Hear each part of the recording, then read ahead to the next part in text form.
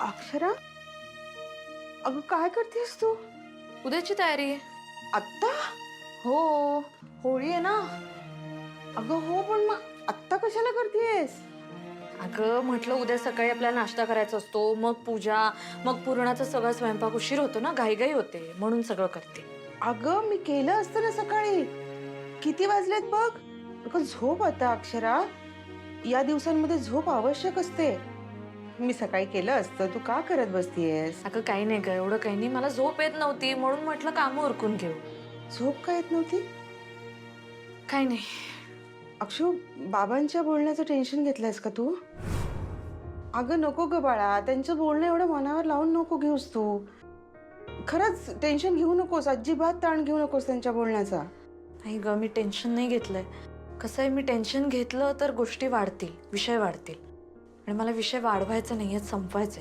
आणि सगळ्यात आधी माझं आणि अधिपतींचं भांडण ते संपवायचंय मला. नाही हो, खरं आहे ते. म्हणजे आधी ते भांडण संपव. बंद झालं पाहिजे हे सगळं ग.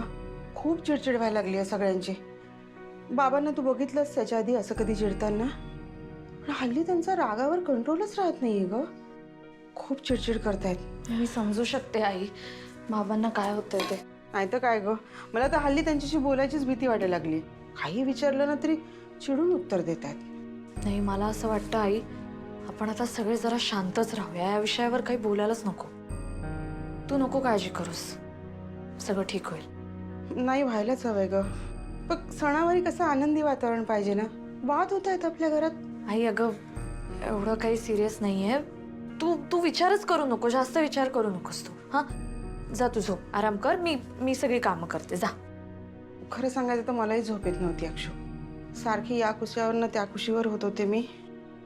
मध्येच काहीतरी खुडखुड आवाज झाला म्हणून मी येऊन बघितलं तर तू काय उद्याची तयारी करायला लागली असे ते सगळी.